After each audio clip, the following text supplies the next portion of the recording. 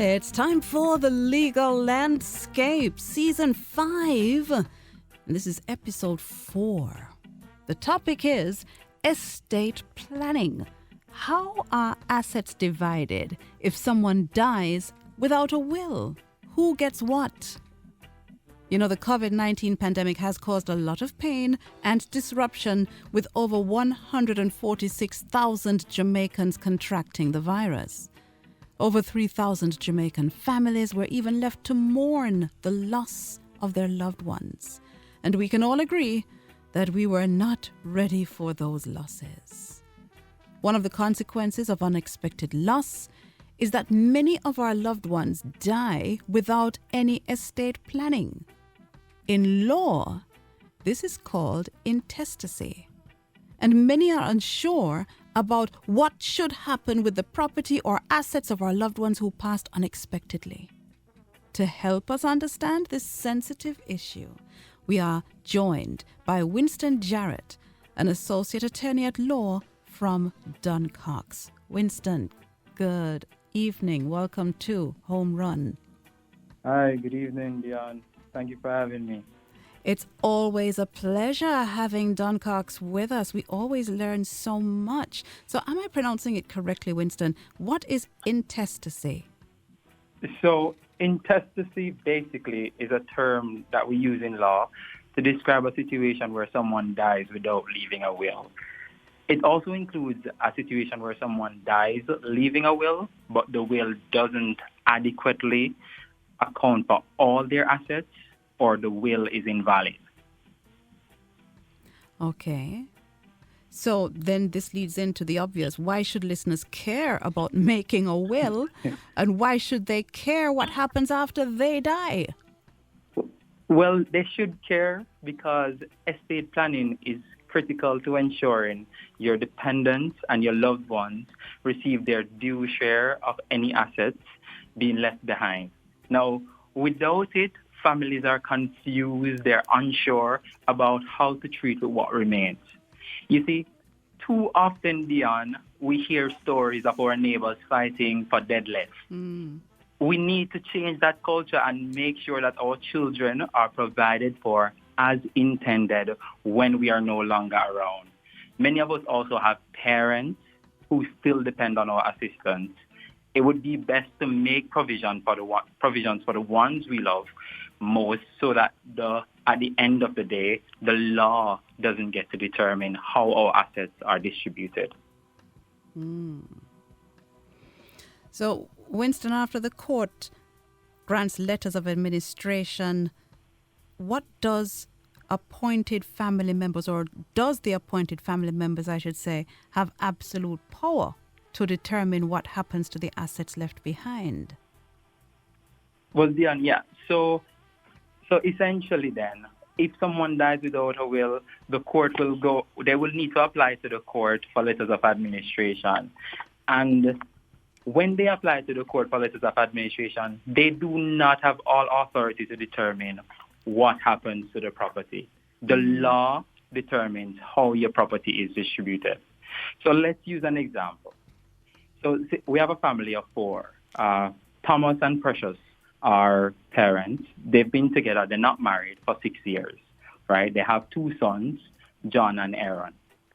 If Thomas passes away, the law provides that Precious, as his common law spouse, will get all of Thomas's movable property. Now, that's like his car, furniture, clothing, jewelry, etc. Now, yeah. And Precious will also be entitled to 10,000 Jamaican dollars of his cash or monies he left behind, or 10% of the overall value of Thomas's estate, whichever is greater. Then, after Precious is given that share, what is left of the estate is considered to be Thomas's residue.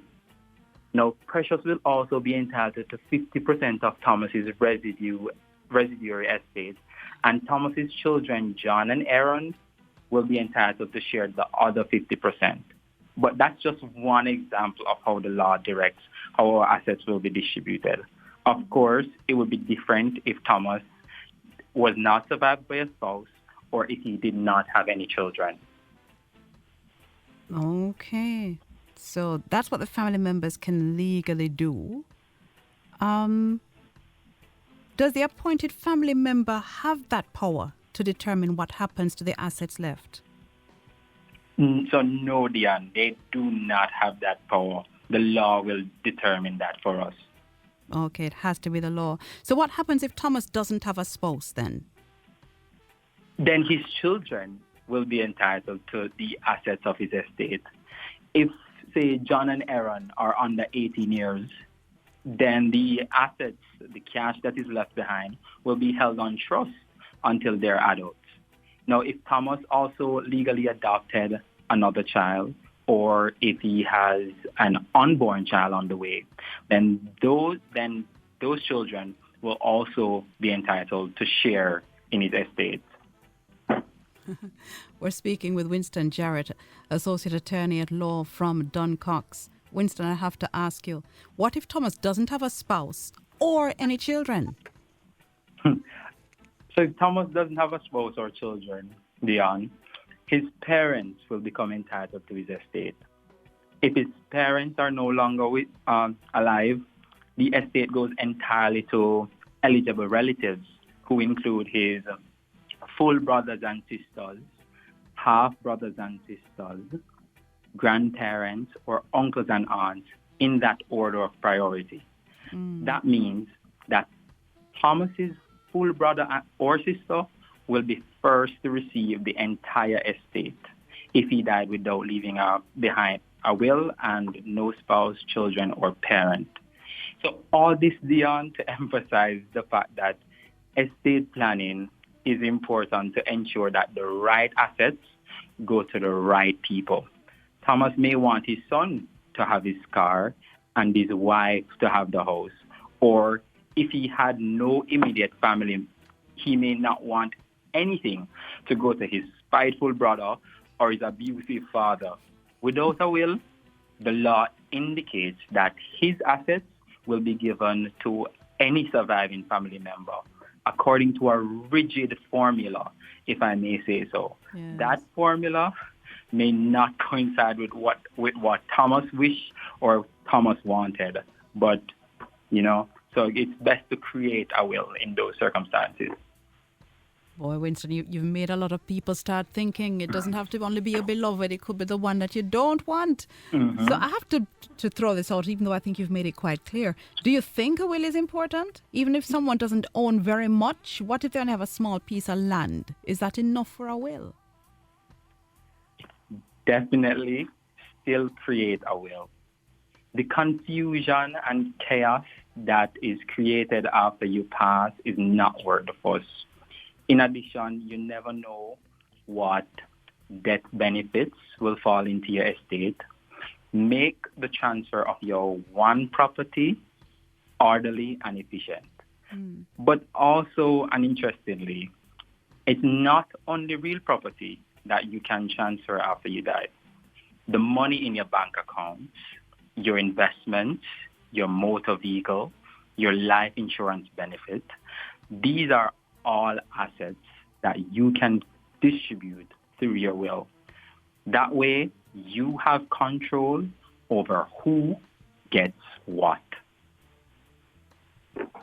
Well, I think you've said it as plain as day, and everyone's now seeing pictures of what they have in their mind that they need to step out and start making a will about. Is there any hashtag did you knows? Actually, I do have one for you.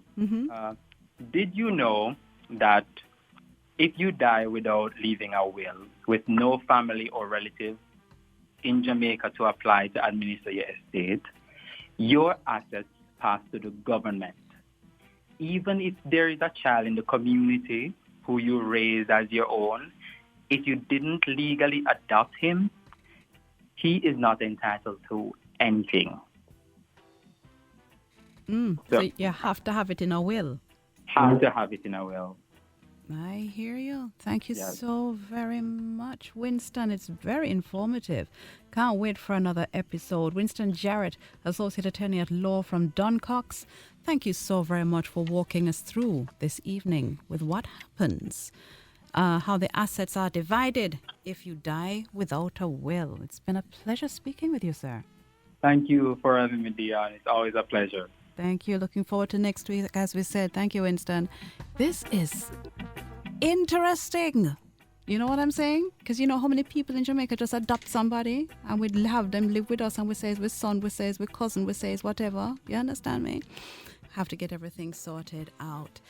Join us next week for another episode of The Legal Landscape. What interesting topic will we have for you then? Join us next week, same time and see.